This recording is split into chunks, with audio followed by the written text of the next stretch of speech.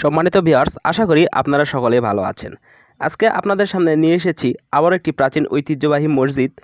এটি ভারতের মালদায় অবস্থিত। এটি কদম রসুল মসজিদ নামে পরিচিত। এখানে এককালে হজরত মুহাম্মদ সাল্লাল্লাহু আলাইহি ওয়াসাল্লামের পদচিহ্ন রয়েছিল। কথিত আছে দরবেশ মাকদুম জাহানিয়া জাগান গসত এই পদচিহ্ন আরব থেকে বাংলায় নিয়ে আসেন। আগে এটা আন্ডুয়ায় হজরত জালালউদ্দিন তাবরিজির চিল্লাখানায় রাখা ছিল। সুলতান হোসেন শাহ সেখান থেকে এই পদচিহ্ন গৌড়ে নিয়ে আসেন। তারপর হোসেনের ছেলে 1531 খ্রিস্টাব্দ নাগাদ কদম রসুল মসজিদ নির্মাণ করেন এবং তার ভেতরে এই পদচিহ্ন স্থাপিত করেন। অনেক পরবর্তীকালে সিরাজউদ্দৌলা গৌড় থেকে পদচিহ্ন মুর্শিদাবাদে নিয়ে এলেও সিরাজের পরাজয়ের পর নবাব মির্জাফর সেটা আবার গৌড়েই ফেরত পাঠিয়ে দেন। মসজিদের সামনের দেয়ালে বসানো একটি প্রতিষ্ঠা ফলক থেকে মসজিদের নির্মাণ কাল ও নির্মাতার কথা জানা যায়। ফার্সি ভাষায় তুঘারা রীতিতে লেখা এই ফলকের একটি ইংরেজি অনুবাদ করেছিলেন আবিদ আলী খান। সেটার বাংলা অর্থ হলো, সর্বশক্তিমান আল্লাহ বলেছেন, কোনো ব্যক্তি একটা ভালো কাজ করলে তিনি তার 10 গুণ পুরস্কার লাভ করবেন। এই পবিত্র মঞ্চ এবং তার উপর রাখা পাথরটা সাল্লাল্লাহু আলাইহি ওয়াসাল্লামের পদচিহ্ন রয়েছে। আল্লাহ তাকে আশীর্বাদ করুন। সৈয়দ আশরাফ হোসেনের পুত্র সুলতান হোসেন শাহের পুত্র মহামান্য সুলতান নাসিরউদ্দিন আবুল মুজাফফর নসরত শাহ কর্তৃক এই গৃহ 1937 হিজরিতে নির্মিত হয়েছিল। আল্লাহ তার রাজ্য এবং শাসন ব্যবস্থাকে অক্ষুণ্ণ রাখুন এবং তার শক্তি ও মানমর্যাদা বৃদ্ধি করুন। এই মসজিদের সামনে একটা উঠান এবং উঠানের পরে রয়েছে একটি স্বাধীন 3 কামরাওয়ালা বাড়ি বিশেষ। কেউ কেউ মনে করেন এটা মুসাফিরখানা অর্থাৎ যাত্রী নিবাস হিসাবে তৈরি করা হয়েছিল। কোনো প্রতিষ্ঠা ফলক না থাকলেও এর গঠনশৈলী বিশ্লেষণ করে ইতিহাসবিদদের কেউ কেউ বলেছেন, সুলতানি আমলের অনেক পরে মুঘল যুগে শাহ সুজা যখন কিছুদিন গৌড়ে বসবাস করেছিলেন তখন এই মুসাফিরখানা তৈরি করান। কদম রসুল নামে চিহ্নিত এই মসজিদ চত্বরে রয়েছে একটা দোতলা সমাধিসৌধ। এটার স্থাপত্যশৈলী একেবারেই বাংলার নিজস্ব। এই প্রসঙ্গ আলোচনা করবার আগে বাংলার সুলতানি যুগ সম্পর্কে কয়েকটি কথা বলে নেওয়া প্রয়োজন।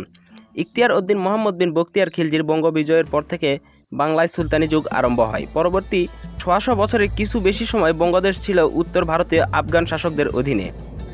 1338 থেকে 40 সাধারণাব্দ থেকে গৌড় তথা বঙ্গদেশ দিল্লির অধীনতা পাশ থেকে মুক্ত হয়, স্বাধীন রাজ্য হিসাবে আত্মপ্রকাশ করতে আরম্ভ করে এবং ওই স্বাধীনতা বজায় ছিল শেষ আফগান সুলতান দাউদ শাহ কোরানি পর্যন্ত।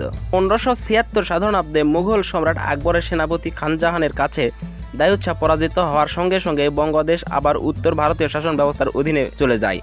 মধ্যবর্তী 238 থেকে 40 বছর ছিল বাংলার স্বাধীন সুলতানি যুগ। এই সময়কালে পাঠান শাসকরা মাঝে মাঝে সিংহাসন নিয়ে নিজেরাই রক্তক্ষয়ী সংগ্রামে লিপ্ত হতেন, কিন্তু বাংলার নিজস্ব সংস্কৃতি বিকাশের ক্ষেত্রে এই সময়টা ছিল স্বর্ণযুগ বিশেষ। বাংলার সাহিত্য সংস্কৃতি তো বটেই, বাংলার নিজস্ব স্থাপত্য শৈলীর বিকাশও আরম্ভ হয় এই সময়কাল থেকেই। আলেকজান্ডার ক্যানিংহামের প্রতিবেদনে উদ্ধৃত করে আবিদ আলী খান লিখেছেন, কদম রসুল মসজিদের চালের সামনের দিকে কার্নিশ খানিকটা বাঁকা, অনেকটা বাংলার চালঘরের মতো। ইন্দ্রজিৎ চৌধুরী তার সুলতানি আমলেই বাংলা মন্দির তৈরিতে নবজাগরণ নিবন্ধে লিখেছেন, সুলতানি আমলের শেষের দিকে 1531 খ্রিস্টাব্দে সুলতান নসরত শাহের তৈরি গৌড়ের কদম রসুল স্থাপত্যটি এই প্রসঙ্গ বিবেচনা করা যেতে পারে। ইটের তৈরি বাঁকানো চালের এই স্থাপত্যের পূবমুখী প্রবেশপথ 3টি খিলান যুক্ত। এই 3টি খিলানের ভার যে 2টি থামের উপর রয়েছে সেগুলো আটকোনা আকৃতির। অর্থাৎ বাংলায় ইসলাম শাসনের প্রথম যুগে যে সমস্ত ইসলামী স্থাপত্য নির্মিত হয়েছিল সেখানে পারস্য থেকে আমদানি করা শিল্প রীতির সঙ্গে উত্তর ভারতীয় রীতি মিশেছিল ঠিকই, কিন্তু গৌড়ের কদম রসুল মসজিদ ভবনে সেই রীতির সঙ্গে মিশল বাংলার বাঁকানো চালের শৈলী।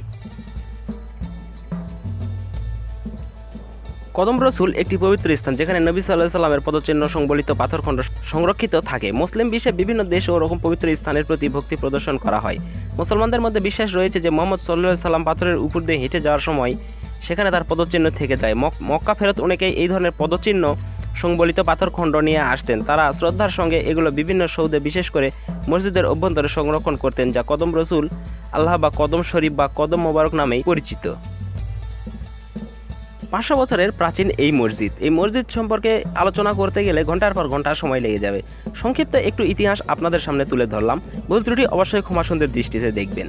এই মসজিদটি মালদায় অবস্থিত। আপনারা অবশ্যই ভারতে গেলে এই মসজিদটি অবশ্যই ঘুরে দেখার চেষ্টা করবেন। আজকে এখানেই বিদায় নিচ্ছি, পরবর্তী ভিডিও দেখার আমন্ত্রণ জানিয়ে। ততক্ষণ আপনারা সকলেই সুস্থ থাকবেন, সুন্দর থাকবেন এবং ভিডিওতে অবশ্যই একটি লাইক করবেন, কমেন্ট করে জানিয়ে দেবেন আপনাদের মতামত। অবশ্যই আমাদের চ্যানেলটি সাবস্ক্রাইব করে আমাদের পাশেই থাকবেন। ধন্যবাদ আপনাদের সকলকেই।